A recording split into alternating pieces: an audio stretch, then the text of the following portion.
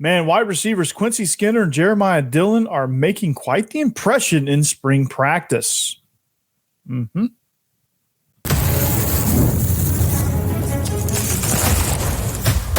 are Locked On Vandy, your daily podcast on the Vanderbilt Commodores, part of the Locked On Podcast Network, your team every day.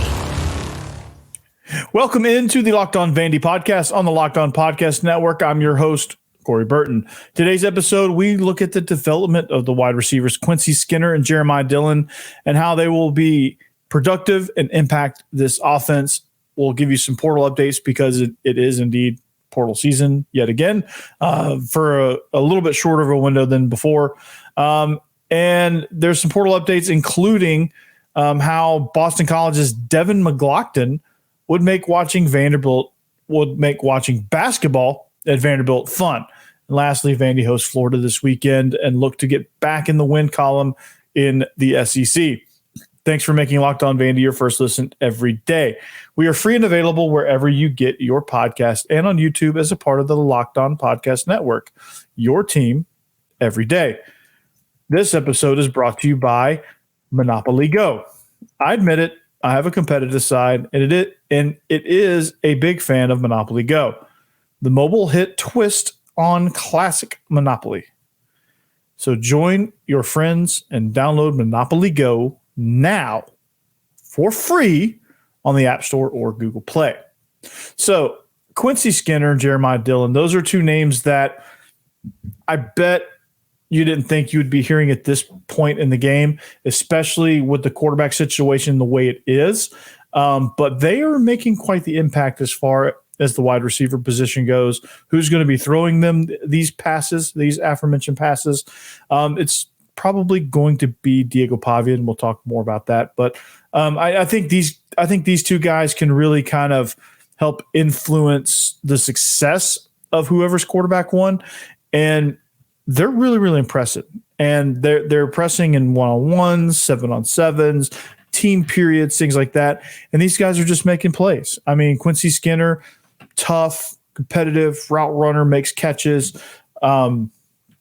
Just an absolute dog if you really want to kind of get down to it. So like these guys are going to be a productive part of this offense, and they're going to make you think, okay, maybe we can do this thing called football and offense. So I think it's going to be fun to watch these two guys play. And Jeremiah Dillon obviously is a vertical threat. I think that's where he's going to serve his best purpose, but he's also somebody that can catch a 3-step slant, turn that into a big play as well. I mean, he's versatile. He's not just a deep ball specialist. He's somebody that can run a lot of different routes and do a lot of different things.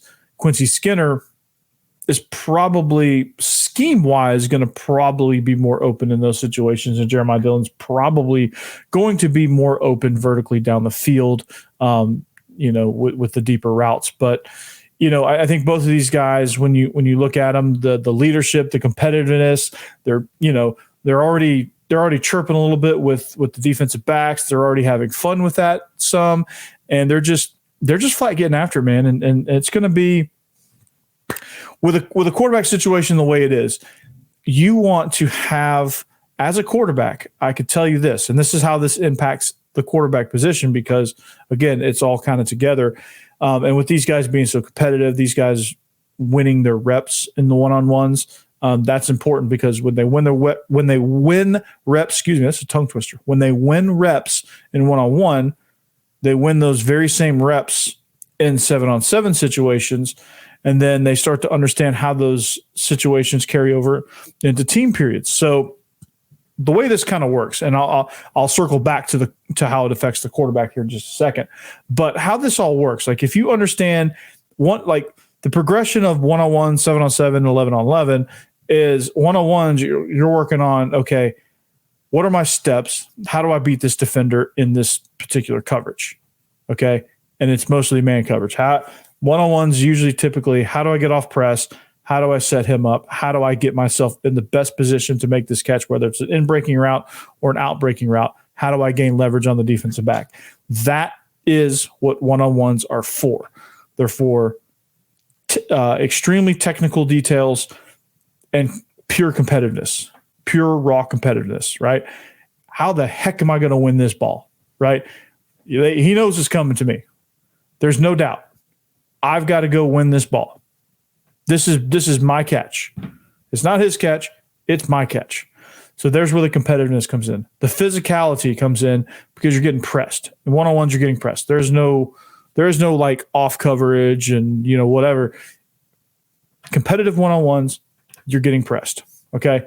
And so both these guys are showing that they have a physical side where they can get off press. They're competitive because they're winning these reps, and they're improving their technical skills as far as feet, leverage, hands, and everything that goes into making a catch. So that's one-on-one. 7-on-7s, now they're starting to develop some spatial awareness. Okay, how does my route affect the other guy's route?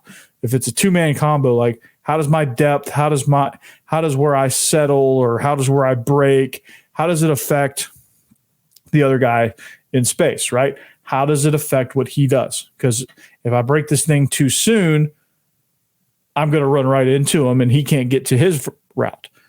If I go vertical and he goes vertical and we both bust, we're going to end up running into each other down the field.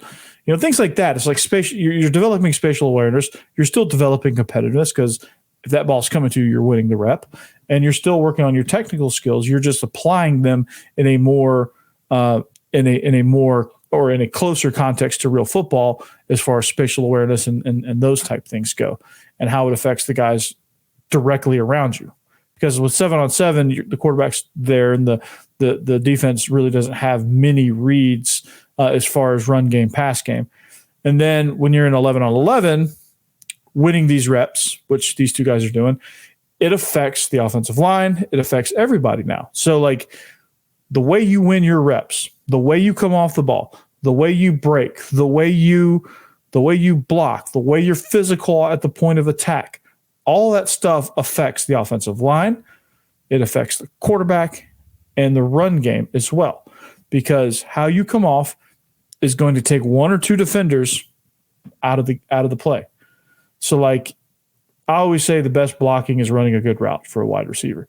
If you push off vertical a good 5 steps and then you break to the post, you're blocking 2 people, because the safety's got to look at you and the cornerback's running with you most of the time, or the corner is either sinking with you in zone or he's running with you in man. And if you're somebody like Jeremiah Dillon, you're probably going to have safety help over the top. How does that affect things? Well, you're taking 2 guys out of the play. So now it's 10-on-9 because you're taking 2 with for the price of 1. And now you have a better run surface. So at least if the back breaks it to the second level, your deep safety is worrying about you and not him. And that's potential for a big play. Quarterback wise, you're starting to kind of understand how your route is affected by the quarterback steps and the timing of what he has to do in the backfield. 7-on-7, that doesn't kind of play into anything because it's just 7-on-7. It's a little bit more relaxed, and it's more for the receivers and the DBs than it is for the quarterbacks. In most cases, 11-on-11, now all the timing aspects are really, really critical. And that's how these guys develop it, and that's how these guys are going to win it. So by them winning their one-on-one reps, they get the trust from the quarterback. That's where they gain the trust. So this guy's gonna rep it out, and these 2 guys are the two most impressive when it comes to that. A lot of these guys are winning reps. These guys are winning more reps. All right. So I'm not saying the other guys are bad by any stretch, but these guys are winning more reps than those guys are. So you gain the confidence of the quarterback. That's important.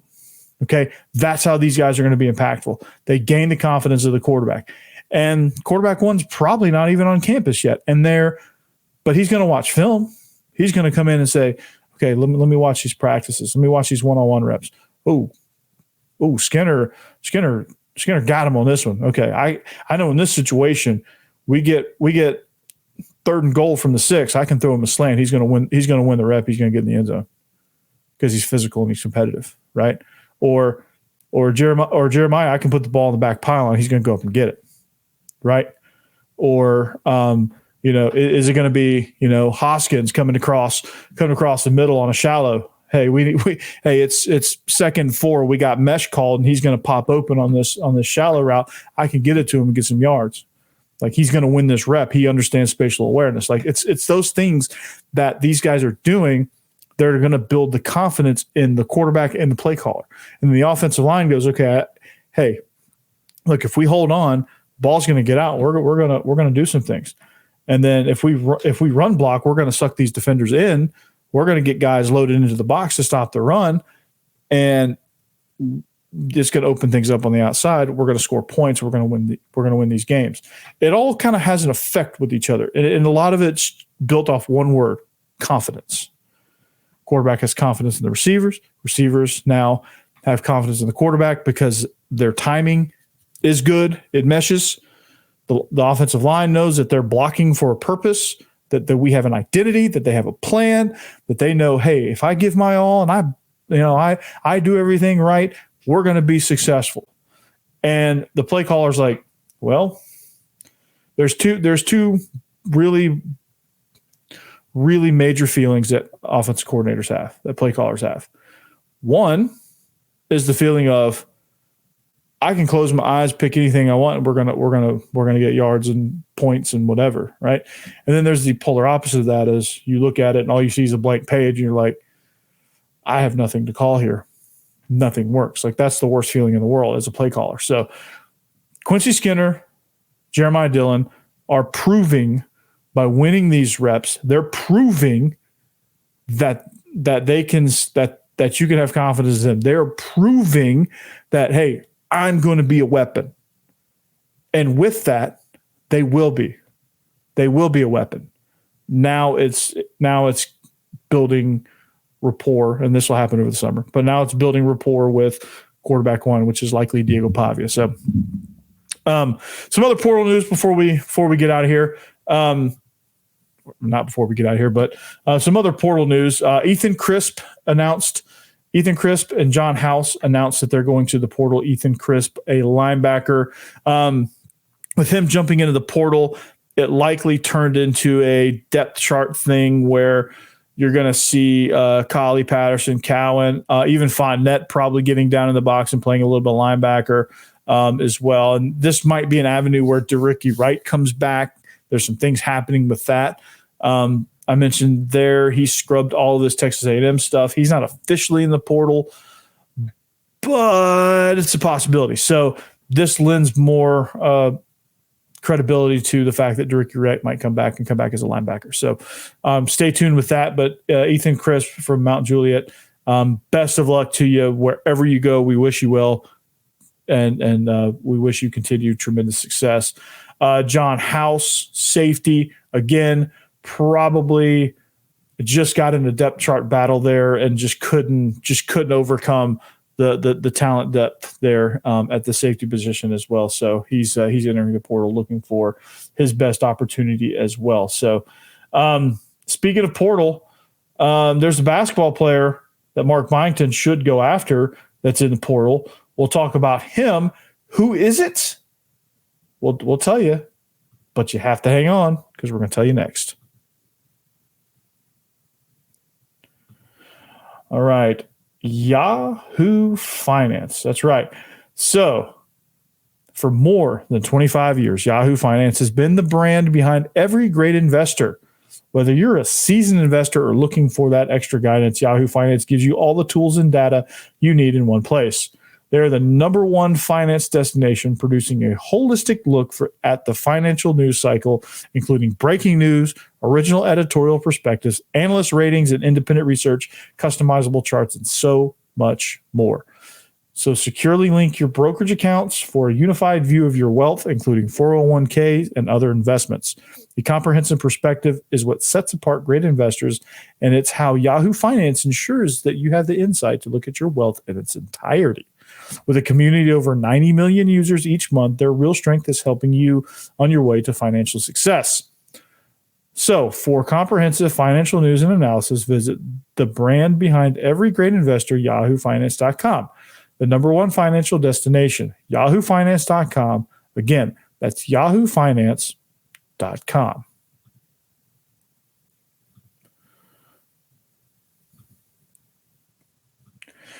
Yes. Are you watching Fox News? Are you watching Fox News? Are you watching Fox Sports or ESPN on your TV all day? Do you have to turn down the volume with all that shouting? Well, you need to make the switch to Locked On Sports today. It's a free 24/7 sports streaming channel program for you every day to bring you the biggest stories without all the screaming. Locked On Sports Today brings you can't-miss analysis, opinions, and news streaming 24/7 on YouTube or the free Amazon Fire TV channels app. Part of the Locked On Podcast Network, your team every day. That includes the mock draft stuff. So make sure you check all of that. All right. So we're talking about portal, right? You lose. Vandy's lost 4 total players to the portal in football. Lost 2/3 of their roster pretty much to the portal in basketball, including Jason Rivera Torres. All the good guys, all the Stackhouse guys, and all the good rostered guys.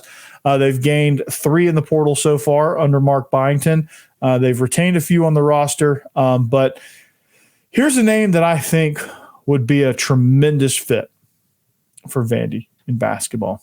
Okay, I saw this come across social media, and he played last season at Boston College. His name is Devin McGlockton.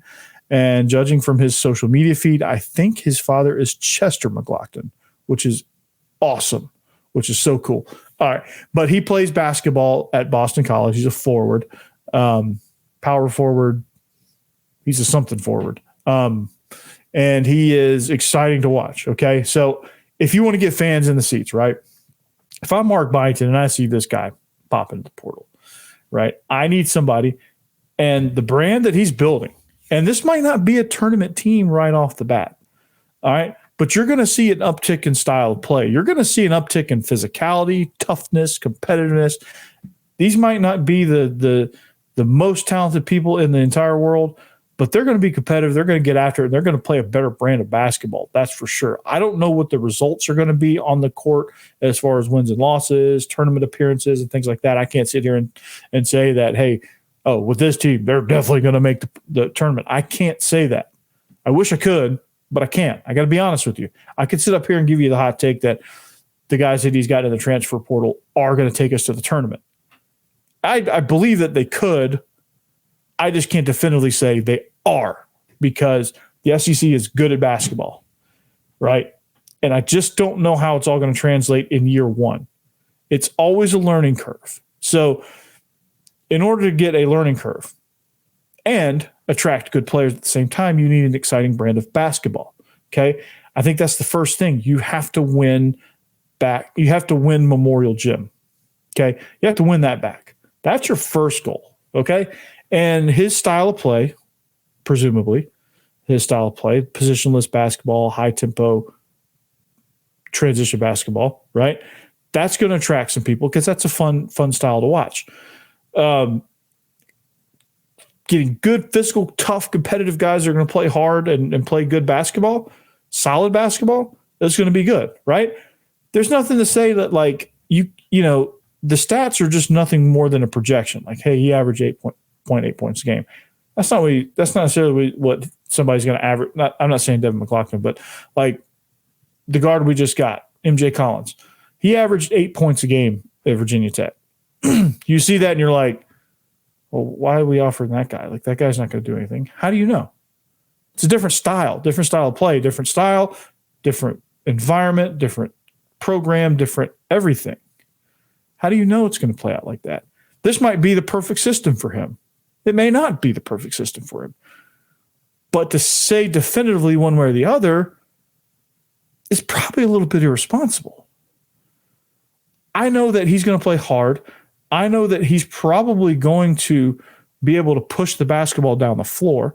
I know that he's probably his 8.8 points is probably based in a half-court offense. I know that in transition, you get a lot of runouts, which a runout is steal, pass, layup, right?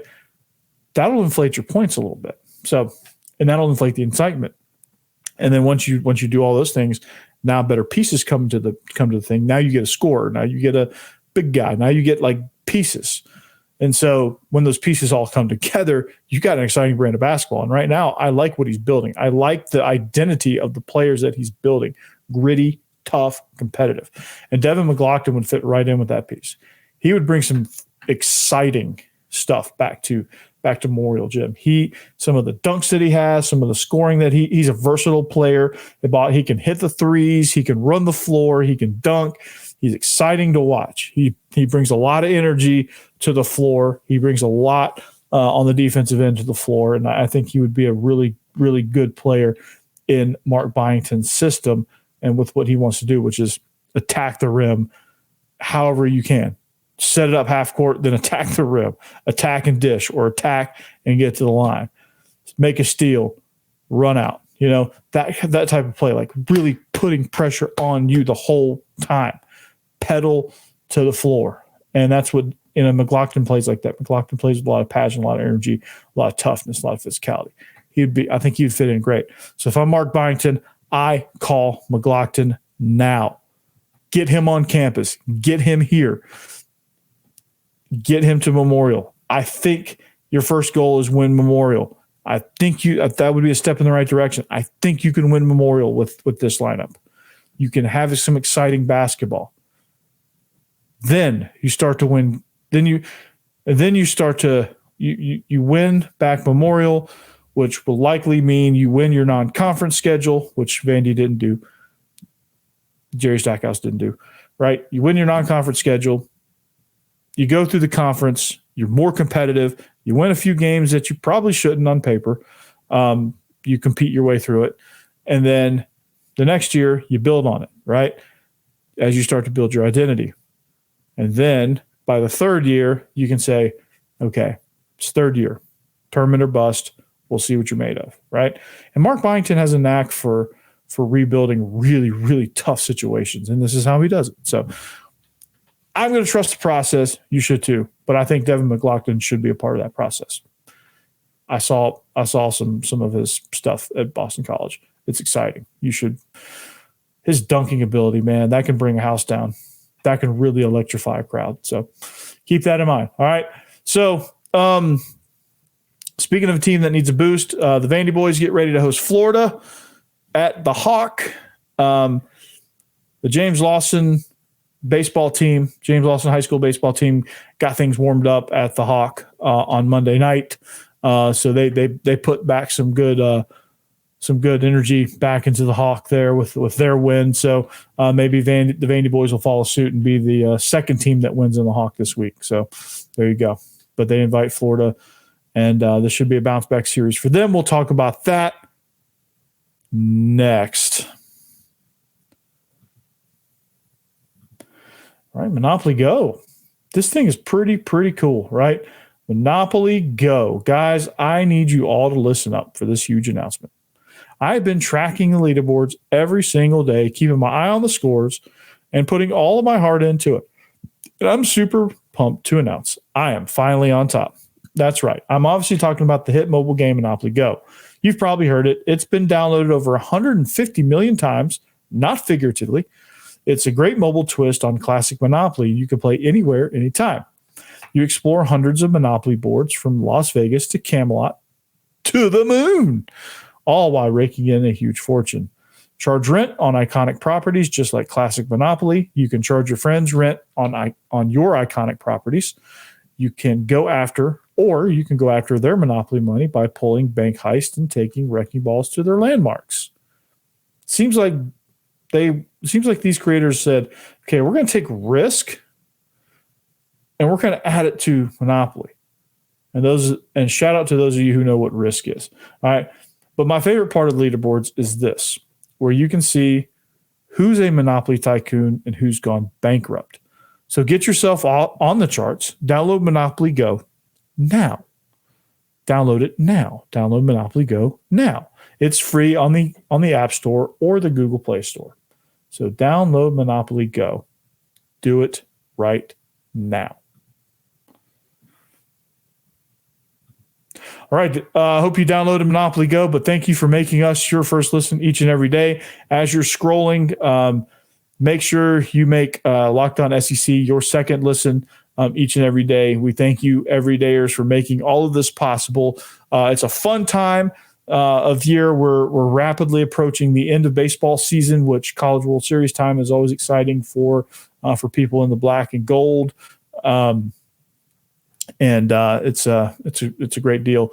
But the Vandyboys are getting ready to host Florida. Okay, last weekend didn't go too hot for the Vandyboys. They got swept in really embarrassing fashion against Texas A&M. We talked about that earlier this week. So of course, they had a bounce back game against Lipscomb, but let's face it, it's Lipscomb, and they need to get back in the win column in the conference. They need good seeding. They need to be able to host a regional. So in order to do that, this 3-game set is extremely important. If they can get a sweep here, they can get back into good footing to where they can keep their national ranking and keep their chances alive for hosting a regional and possibly a super regional as they inch closer to the College World Series. All right. So here's the thing. Vanderbilt is coming off 4 consecutive road games and sits at 8-7 SEC play, while Florida is 7-8. They are 4th and 5th in the SEC East standings, respectively. Okay, so this is an important game in the standings. Vanderbilt had a couple of tough goes as far as series are concerned because the power hasn't been there. They're 13th in the country right now. Florida leads the all-time series, which whatever. All right, the Commodores they won the most recent meeting in the SEC tournament, and that game propelled Vanderbilt into winning the conference championship game against Texas A&M in the tournament. All right, so here's the thing that needs to happen. Vanderbilt, like I said, they need to find a mixture in the lineup that gives you enough power to be able to sustain some of these leads. Because when your pitching goes down or when your pitching's even slightly off in this league, balls get hit hard. Runs are scored. Things can go sideways on you in a hurry. If your pitching is off even just a little bit. And if things get sideways for you on that side, imagine when you come to the plate, you don't have a ton of momentum. And if you're not hitting for power, if you can't score runs quickly, then you're going to have trouble. You're going to struggle when your pitching is not elite. Now, they have elite pitchers, and when the pitchers are on, they are freaking on. Like Carter Holton is 2nd in the league in strikeouts, 12th in ERA, and 10th in opposing batting average. He's dealing, right? And a lot of those numbers were inflated after his start at Texas in College Station. So, for Vanderbilt, they just need to focus on scoring early. They've scored 83 runs in the first 2 innings this season, and they just need to continue to build on that. They're outscoring opponents 43-26 in the first innings, 40-12 in the second innings. They're 13-0 when they score in the first inning, 19-3 when they score first. So they need to score early and they need to score often. Okay, so they either need to do this. They either need to say, okay, we're going to rely on pitching, but we still need to score some runs. So we're going to put our fast guys in. We're going to mix power and speed, and we need to get guys on. We need to steal, and we need to be aggressive. We need to find ways to get people on and touching home plate and doing it early. Because once they do it early, they get a little confidence, a little momentum, and they end up winning those games because the pitchers are more at ease when that happens. So they just need to figure out ways to get creative and score runs. And that's going to happen with Braden Holcomb, RJ Austin, Jonathan Vastine, Camden Kozel, all those guys, man, that they've got to figure out ways to get them across the plate. So for this matchup against Florida, that is very, very, very important.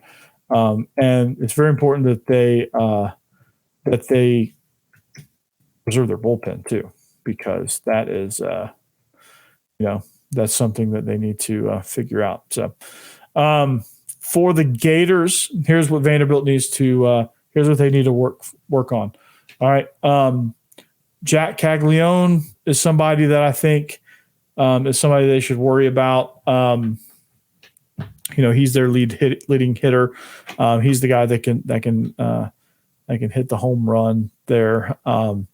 And they have some other guys, Ty Evans, Chenault, those guys. They have a pretty good lineup. Bobby Donay, things like that. They have a good lineup. They have a good pitching staff too. Jack Clement, he made his debut, had a really nice outing against Jacksonville. But they have some, they have some things coming up, and they have some guys that, this thing has not been as good as they probably want it to be, but it is also something that could be, Kevin O'Sullivan's crew can certainly come in here and wreck things for Vanderbilt. So that's going to be fun here for this series, and it's always good to beat the Gators in anything if you're in the SEC East, and it's a pretty good rivalry there. But that's going to do it for us here tonight, today. Episode, whatever. When we come back, when we see you tomorrow, we're going to get you ready. We're going to react to game 1 of the series opener against Florida. Get you ready for the weekend. Hopefully, have some more portal news for you, and we'll talk some football and that and a lot of other things. But until then, thank you for listening. Make sure you find us on social media at Locked On Vandy. Make sure you check out the show wherever you get your podcast and on YouTube as a part of the Locked On Podcast Network. Thank you, and we'll see you back here tomorrow. Anchor down and behave yourself.